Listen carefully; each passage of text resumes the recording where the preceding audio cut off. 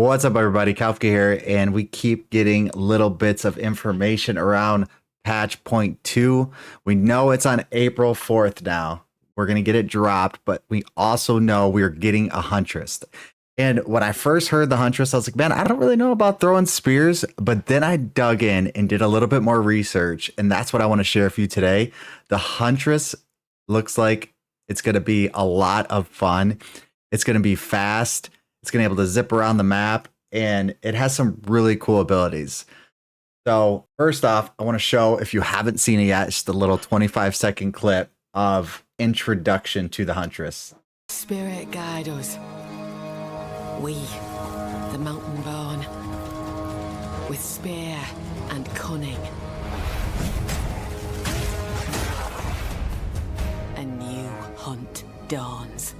All right, that's it. All right, so to answer a few questions already, because I begin a lot of comments about this in my videos, Path of Exile 2, Dawn of the Hunt.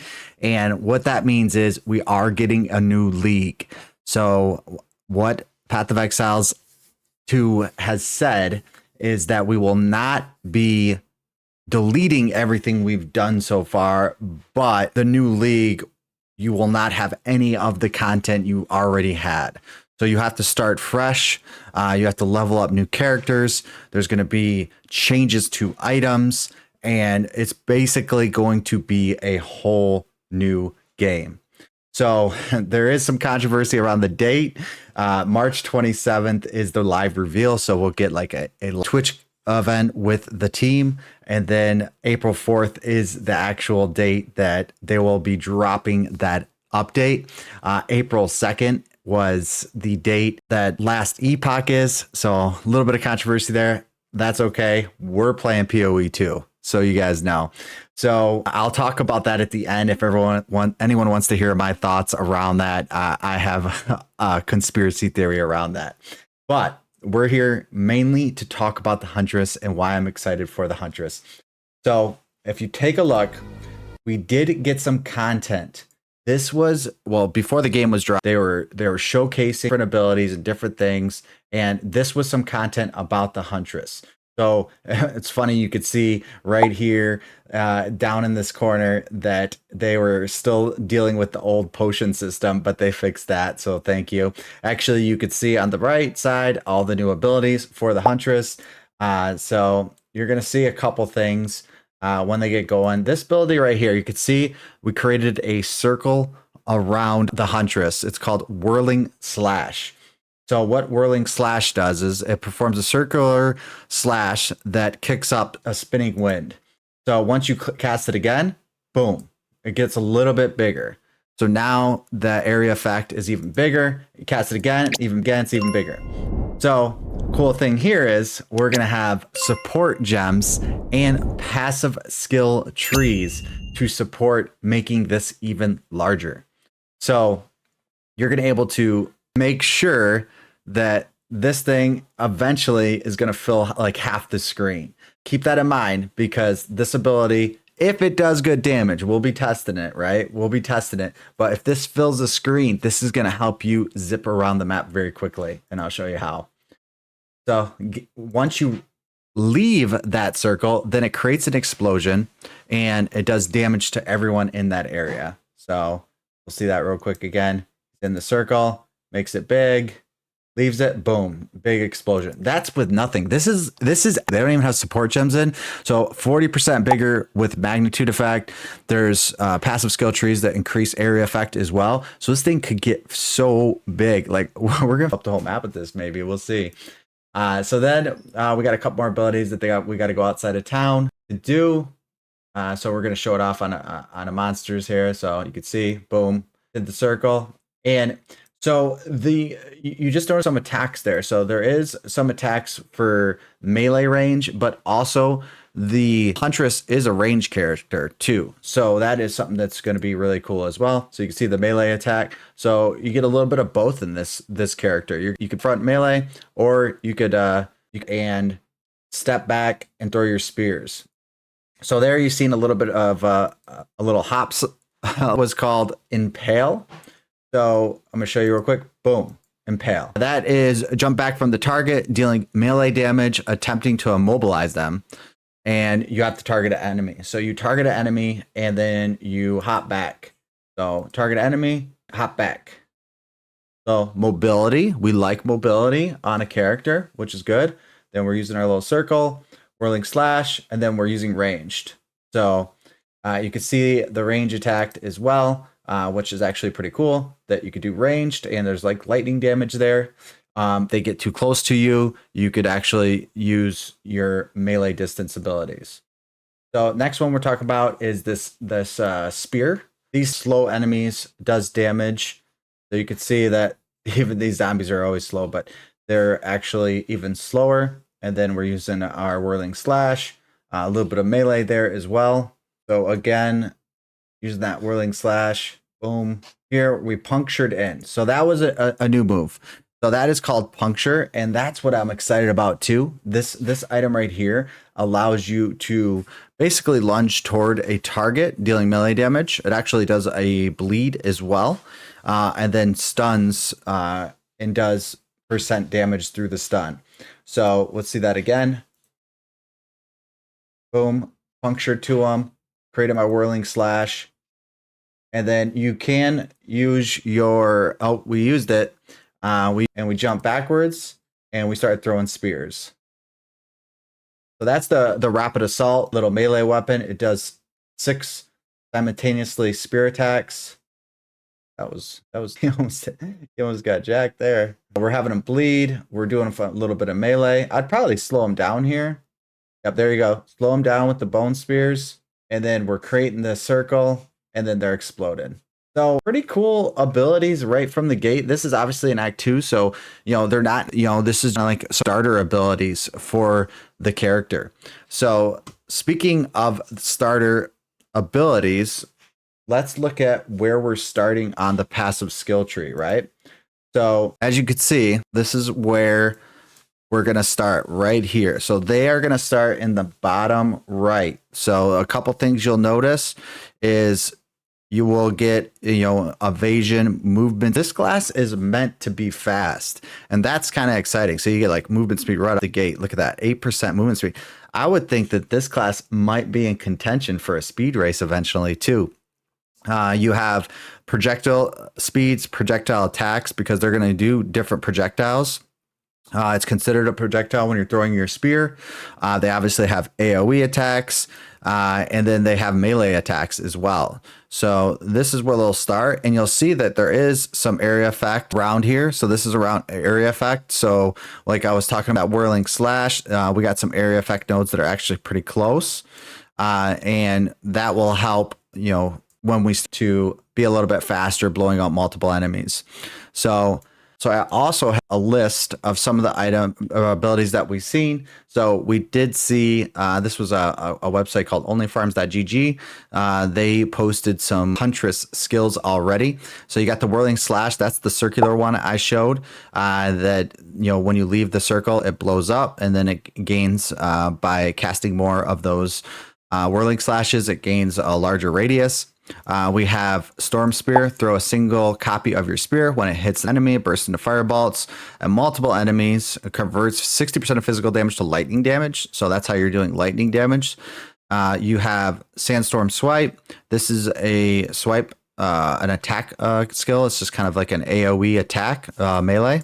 Impale, that's the one where we jump back from the target. So this is good to use with the whirling slash. So you're going to cast whirling slash, make it bigger, and then you could impale, and then it will explode. Then you have the lunge. This is something I'm excited about. It doesn't even look like the puncture has a cooldown on it from what I see. Obviously, things could change, because this was early access and we don't know the final look of the, every ability. This does not change. I think that this build is going to be very, very quick. I hope that they have something on their ascendancy to increase speed as well. So we shall see. But I'm really hoping this is one of the fastest classes that we get. So really cool stuff. Ice Spear, throw a copy of your Ice Spear that deals cold damage. So now we have lightning and cold, massively boosting its damage. when the spear breaks against an enemy, it deals a cone-shaped area effect behind them. So this is another AoE. 7% of damage is cold. So that's pretty cool.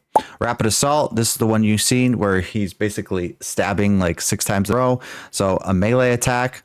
I feel like you're going to have a lot of options. Like you're going to have a lot of buttons you could press, which I also like. And it's kind of like a Chronomancer. There's always like, if you go Chronomancer build, like a Comet builder or something like that, you got a lot of buttons to press. So this is kind of cool too. Maybe the difficulty is going to be a little bit higher on the Huntress. Stab the ground, causing multiple spears to burst off on the ground in front of you. This is the one we've seen that has a bunch of spears on the ground. When enemy touches them, the base duration 5 seconds, create 1 spear, 0.1 meter radius. The base is 5.5 meters. The base radius is 0.5 meters. Maim on hit, 35% increase maim maximum spears at a time. So if you guys don't know what maim does, yeah, we could go and see it. Maim is on the map somewhere. Oh, I spelt it wrong. All right. So maim right here. Maimed enemies suffer for 30% slower movement and 15% evasion rating. So that's actually what it's doing. It's creating maim on the mobs that you cast it on. And then you could increase the maim. So you could really slow down enemies a ton with spear field. And I'm not sure that's going to be late game, but that is probably something to be useful early game. And then Blazing Lance, this is the fire ability now. So we've seen a ice and we've seen a lightning, and this is going to be the fire damage. Projectiles pierce all targets, dealing 158 fire damage per second, converts 50% of physical to fire damage. Then you can see the radiuses. So the Hunting Spear, like the basic weapon, it has maim on it. So I'm assuming maim is going to be something that's going to be on a lot of items. I'm sure there's probably going to be like crit chance on spear, which would be a very, highly sought out spear that you're going to get. We'll have to see all the different implicits on the different spears. But to have maim off the gate, 20% chance and slow them by 30%, decrease their evasion rating is actually pretty cool. So all in all, after doing this research, checking out some of the abilities, I will have to say I am a lot more excited about the Huntress. They seem like they have some cool stuff, and if they have this stuff early game, I just can't wait what is happening in the later game for the Huntress, because generally everything gets even better as you get more abilities. You can see right here on the map, look at, they're already using 6 different abilities and showing off 6 different abilities. So I don't know if you'd do that. Maybe you'd focus on 1 or 2 or 3.